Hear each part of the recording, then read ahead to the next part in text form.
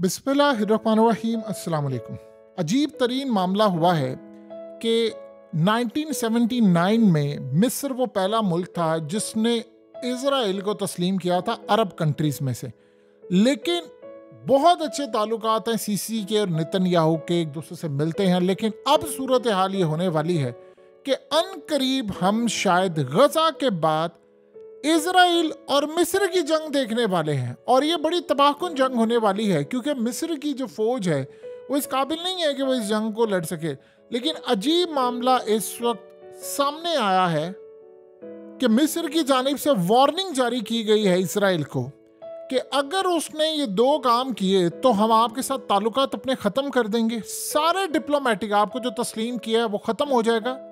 और नंबर 2 सूरत हाल उन्होंने कही है कि ये इस सारे मामले पर जंग छिड़ जाएगी और हमारी फौजें तैयार हैं। अब हुआ क्या है, ये दो काम करने जा रहे हैं जो कि बड़े नुकसानदेह हैं। नंबर 1, उन्होंने मिस्र को वार्निंग जारी कर दी है कि हम फ़लस्तीनियों को यहाँ से निकाल रहे हैं, आपको हर सूरत उनको लेना पड़ेगा मिस्र के अंदर, वरना हम आपके खिलाफ स्ट्राइक करेंगे।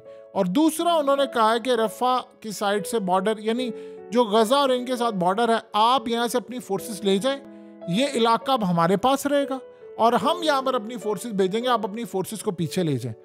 उन्होंने कहा कि आपने दो गलतियां करने की जरा सी भी कोशिश की तो जंग छिड़ जाएगी और फिर हमारी फोर्सेस तैयार हैं और फिर इजराइल की फोर्सेस का मुकाबला हम करेंगे। असल में मिस्र वो चंद ममालिक में से एक है जिन्होंने हमास को दहशतगर्द डिक्लेयर किया है, और यानी हमास के साथ साथ उन्होंने हिजबुल्लाह को भी दहशतगर्द डिक्लेयर किया हुआ है। यानी मिस्र वाहिद कंट्री है जिसने सिर्फ हिजबुल्लाह को की है और बाकी इसके अलावा अलग चीज़ें हैं। यानी इजराइल ने तो किया ही किया है। अब सूरत हाल ये पैदा हो रही है कि सुरंगों से जो हमास के लोग जाते थे उनको मिस्री मार देते थे।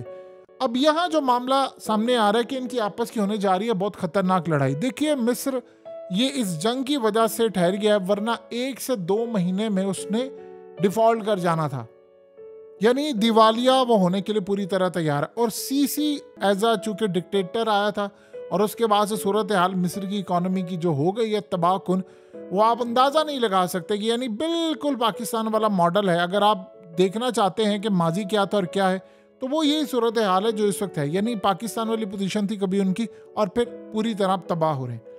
अब यहाँ पर सूरत हाल ये है कि इजराइल किस तरह प्लानिंग कर रहा है कि उन्होंने इनको क्लियरली वार्न कर दिया है कि हम ये काम करेंगे, आपको बंदे लेने पड़ेंगे, क्योंकि कोई और मुल्क लेने को तैयार नहीं है और जो मुल्क लेगा उसके खिलाफ जंग छिड़ेगी। जाहिर सी बात है, अगर वो इजराइल की बात मान लेते हैं, एक तो उनको अपनी ज़मीन देनी पड़ेगी और उनको फिर ये बात पता है कि इसके बाद इन्होंने यहाँ पर आना है, वो फ़लस्तीनियों को क्या किसी को बर्दाश्त नहीं करेंगे।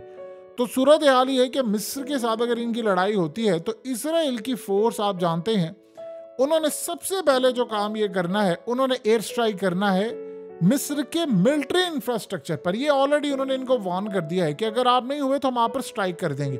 और स्ट्राइक वो क्या करेंगे, जो इनकी एयर बेसिस है, रेडार स्टेशन है और मिसाइल लॉन्चिंग साइट है, इसके ऊपर उन्होंने हमला कर देना है। और वो पूरी कोशिश करेंगे कि हम इनकी जो मिलिट्री की इक्विपमेंट्स हैं वो तबाह कर दें ताकि हमारे से लड़ने के लिए तैयार न हो। आप जानते हैं कि राफेल तैयारे मिस्र के पास मौजूद हैं, जो इंडिया के पास है वो मिस्र के पास भी हैं, लेकिन इस सारी सूरत हाल के बावजूद उनकी एयरफोर्स और उनमें वो दमखम नहीं है। उसके बाद उन्होंने फैसला ये किया हुआ है कि हमने अपनी जो फोर्सेस हैं वो मिस्र की सरहद पर उतारनी है और उसके बाद हमने वो फोर्सेस अंदर लड़ाई के लिए यानी ग्राउंड ऑपरेशन एक शुरू कर देना है। और ग्राउंड ऑपरेशन जैसे गजा में जारी है, इस तरह हम फोर्सेस को वहाँ भेज देंगे और जो जो इलाका होगा वो फिर हम इजराइल में शामिल करते जाएंगे, क्योंकि उन्होंने कहा है कि गजा का इलाका लेना है, आपका भी इलाका लेना है, तो वो इलाके भी वो शामिल करते जाएंगे। और याद रखिएगा, इनके ये इलाके भी शामिल हैं उनमें जो ये 2000 साल पुराना क्लेम करते हैं कि जी वो हमारे थे, ये ज़मीन थी, उनमें ये इलाके भी शामिल हैं। इसके अलावा जो सबसे अहम तरीन चीज़ है वो ये है कि यहाँ पर जो इन्होंने ऑपरेशन करना है वो है इंटेलिजेंस और साइबर वारफेयर का जो ऑपरेशन करना है वो बड़ा ख़तरनाक होगा, जिसमें ये साइबर हमले कर सकते हैं मिस्र की मिलिट्री के ऊपर, इनका कम्युनिकेशन और इंफ्रास्ट्रक्चर सारा जैम कर सकते हैं, तोड़ सकते हैं। इनको बहुत ज़्यादा इनकी वीकनेस का पता है। और इजराइल की फोर्सेस ने जो काम करना है, जो करना है, नेतन्याहू के हाथ में है वर्ल्ड बैंक, IMF और सब कुछ। उन्होंने इनको दिवालिया कर देना, इनकी करेंसी जो पहले ही तबाहकुन है, बहुत कुछ कर सकते हैं और मिस्र के साथ इतनी तबाहकुन सूरत हाल कर सकते हैं जिसका हम लोग अंदाजा भी नहीं लगा सकते। यानी सब कुछ इनका बर्बाद हो सकता है। और उसके बाद वो प्लान कर रहे हैं कि इनको दिवालिया करार दे दिया जाए, कर्जे पर इनको बहुत ज़्यादा शराइत हो, ये बर्दाश्त ना कर सके, अवाम इनकी सड़कों पर आ जाए, पहली जंग छिड़ी हो और वो सीसी से चूंकि बड़ा तंग है वो ये कर ले, क्योंकि सीसी की जब भी इलेक्शन होता है वो आप जानते हैं किस तरह का इलेक्शन होता है। और असल में इसराइल को भी वो सूट करता है, सबको सूट करता है, बंदा भी सूट करता है।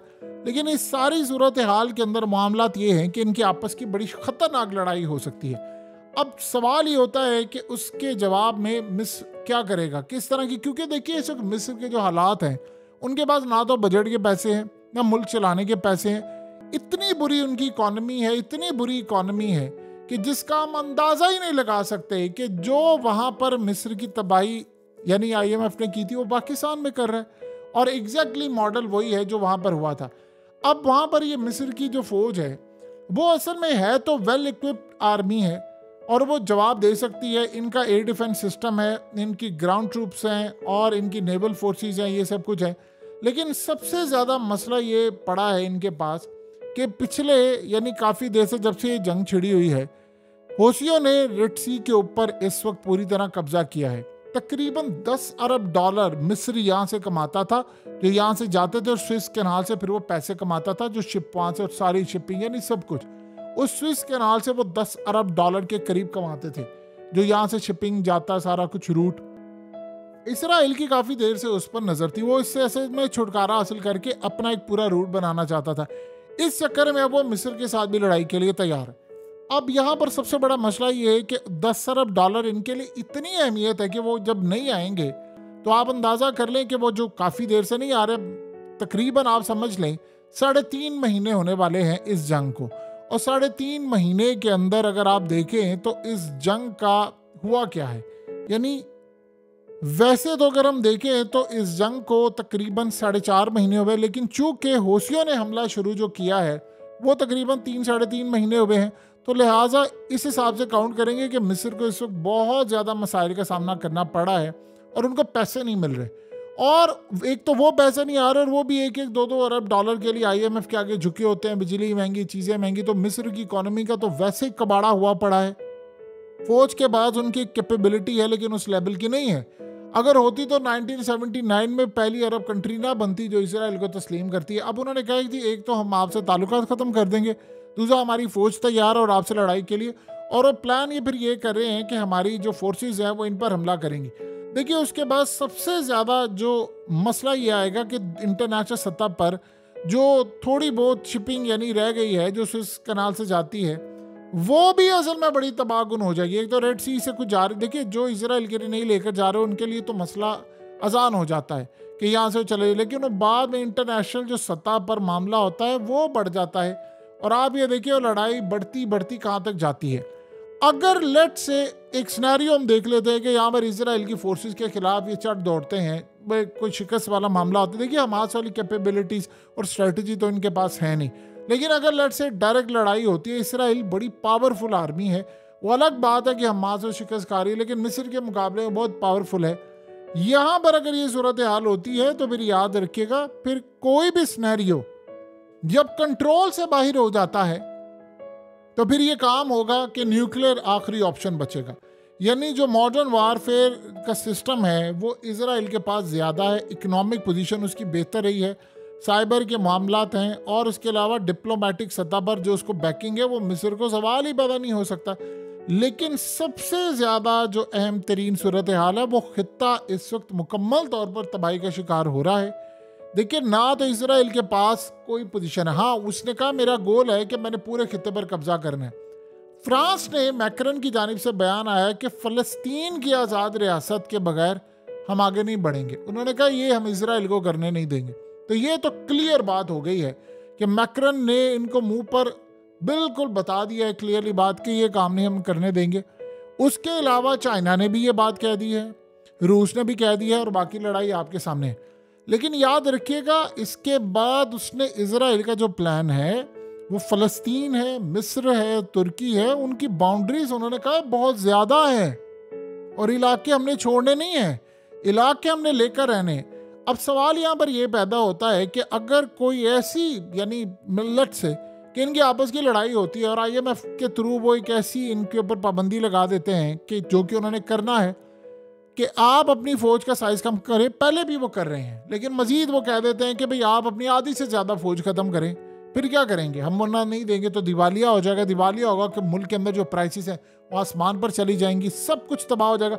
लेकिन इनकी टूरिज्म चलती है और टूरिज्म में क्या है, वो आते हैं लोग इराम मिस्र देख रहे हैं, चीज़ें करते हैं, चले जाते हैं, लेकिन वो उससे इनकी वो कमाई नहीं होगी। जब जंग आपकी छिड़ जाएगी तो ना टूरिज्म होगी, ना स्विस कनाल होगा, ना कुछ और होगा। आपके पास करने के लिए क्या है सिवाय आपके पास बर्बादी के और कुछ भी नहीं है।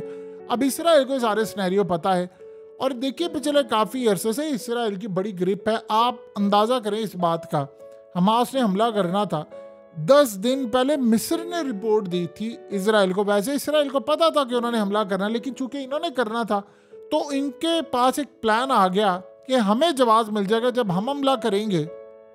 दुनिया कहेगी कि इन्होंने शुरुआत की, इन्होंने प्लान किया कि ये हमला करें तो हम उसके बाद कहेंगे कि ठीक है हम ये काम करेंगे। तो उसके बाद आप अंदाज़ा कर लें कि इनको 10 दिन पहले मिस्र ने कहा कि हमने आपको मालूमात दी है। अब जब वो खबर इसराइल के मीडिया ने ब्रेक की बाद में उसको डिलीट करना पड़ी, इतना प्रेशर आ गया था कि इसका मतलब है कि इसराइल खुद मिला हुआ था। लिहाजा करते करते इन्होंने फिर गजा में 27-28 हज़ार बंदा मार दिया। इसराइल को परवाह ही नहीं है दुनिया की। अक़वाम मुत्तहिदा को छोड़ें, वो जो इंटरनेशनल कोर्ट जस्टिस का फैसला था वो उसको रोनते हुए जा रहा है। वो कहता भाड़ में जाए फैसला, मुझे कतन किसी की परवाह नहीं, किसी के बाप की भी परवाह नहीं है, मैं मुसलमानों को ऐसे चुटकी में मैनेज करने वाला मुल्क हूँ। अब सोचे करते करते सूरत हाल यहाँ तक पहुँच गई है कि अब मिस्र की लड़ाई होने जा रही है। यानी हमने कभी ऐसी सूरत हाल नहीं देखी थी। वो सबसे पंगे ले रहा है और सबको साथ साथ धमकियां दे रहा है। देखिए सबसे पहले समझिए हमास के साथ उसकी जो शिकस्त है वो बाकियों के साथ वाला मामला ये नहीं होगा, क्योंकि यहाँ पर वो सुरंगों से निकलते हैं, उनकी स्ट्रेटजी अलग है। सुरंगों से निकलते हैं, मारते हैं, अंदर चले जाते हैं, वो आप कामयाब नहीं कर पा रहे। एग्जैक्ट स्ट्रेटजी है अफगानिस्तान वाली। वो पहाड़ों से आते थे, मारते थे, चले जाते थे। हर कोई अपने अपने, यानी जिस तरह ये सुरंगों के कीड़े हैं वो पहाड़ों के कीड़े थे, तो उन्होंने मैनेज किया। लेकिन मिस्र के साथ क्या होगा? देखिए इसराइल ने क्या किया था 1967 में, मुसलमानों की एयरफोर्स तबाह कर दी थी, शाम की, मिस्र की और दीगर की। और फिर क्या हुआ था? उसके बाद उसने वो इलाके ले लिए थे। एग्जैक्टली उनका प्लान ये है कि अगर इन्होंने चूं चढ़ा करने की कोशिश की तो हम इनके मिलिट्री बेसिस उड़ा देंगे। मिलिट्री बेसिस हम उड़ा देंगे तो उसके बाद इलाके हम, बल्कि मिस्र का बहुत सारा इलाका ले लेंगे और यहाँ पर फौजें उतार देंगे और ऑपरेशन के नाम पर फिर बाद में ये भी ले लेंगे। ये असल में उनके प्लान्स है और वो ऐसा लग रहा है कि वो जानबूझकर उकसा रहे हैं। देखिए असल में हुआ क्या था, अमेरिका जब अफगानिस्तान में आया था तो अफगानिस्तान उसे फतह नहीं हो पा रहा था। उस चक्कर में वो फिर चला गया इराक में, फिर वो शाम में, फिर वो लिबिया में, और वो फिर करते करते उसने कोई जगह ही नहीं छोड़ी थी। लेकिन एंड के ऊपर आप सोचे जरा कि अफगानिस्तान से उसको शिकस्त खाकर निकलना पड़ा, लेकिन बाकी इलाकों में तो फंसा हुआ है। ये भी इसी तरह कर रहे हैं। जब आप एक, ये इनकी असल में एक स्ट्रेटजी होती है, जब आप एक जंग जीत नहीं पाते तो फिर आप एक काम करते हैं कि आप उस जंग की बजाय, या तो अगर आपके मफाद नहीं तो आप उसको बढ़ाते हैं। इनका मामला ये है कि अमेरिका की सपोर्ट इनको हासिल है, पैसा आ रहा है, चीज़ें आ रही हैं, सब कुछ आ रहा है, हथियार भी आ रहा है, तो वो कह रहे हैं ठीक है, अच्छा ये इलाका नहीं, चलो ये तो मिल जाए ना, ये नहीं तो ये मिल जाए। यानी वो पूरी तरह एक लड़ाई के लिए तैयारी करके बैठे हुए हैं। मिस्र की डूबती इकॉनमी जो है, देखिए मिस्र की मदद करने के लिए किसी ने नहीं आना, ये आप ज़हन में रखिएगा। गजा के साथ सूरत हाल डिफरेंट है। गजा का मामला ये है कि ये असल में मुसलमानों की एक जगह समझी जाती है और यहाँ स्नैरियो बिल्कुल अलग है। सीसी का मामला डिफरेंट है कि सीसी को वहाँ के लोग जो है, जो कहते तो है वो जीता, वहाँ के लोगों में उसकी कोई पसीर आई नहीं। इजराइली अपॉर्चुनिटी देख रहा है कि अच्छा हम ये काम कर सकते हैं, हम ये इस तरह कर सकते हैं, वैसे कर सकते हैं। सो लिहाजा इस सारे मामले पर उन्होंने धमकी दे दी है। मिस्र ने कह दिया हमारी फोर्सेस तैयार हैं, आपने अगर ये काम किया तो हम ये फिर चढ़ दौड़ेंगे। देखिए इसराइल के खिलाफ मिस्र की जो फौज है वो बहुत ज़्यादा सियासी है, तो वो उनमें वो कैपेबिलिटी नहीं है। आपके पास राफेल तैयारें हो लेकिन आपके पास कैपेबिलिटी ना हो तो फिर आप क्या करेंगे? जैसे इसराइल लड़ाई के लिए कूदा, कहने को तो वो दुनिया की सबसे बड़ी फोर्स है, तबाह कुन है, फलाना है, ये कैपेबिलिटी, वो ड्रोन, सब कुछ, लेकिन जब वो लड़ाई के लिए उतरे तो प्लान ही कोई नहीं था। तो इसी तरह इस सारे मामले पर अब जो सिनेरियो बन रहा है वो बड़ा अजीबोगरीब और बड़ा खतरनाक है। सो लिहाजा आने वाले वक्त में हालात ये बता रहे हैं कि ये लड़ाई अगर यहाँ पर नहीं होती तो वो मिस्र के साथ शुरू कर देंगे, फिर वो शायद लेबनान के साथ।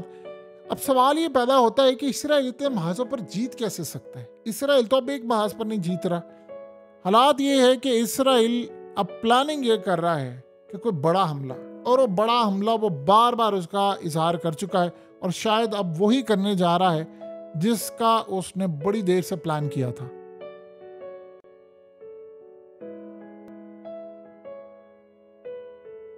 हकीकत टीवी को सब्सक्राइब करना मत भूलें, वीडियो को लाइक करें, शेयर करें और कमेंट सेक्शन में अपनी राय का इजहार ज़रूर करें।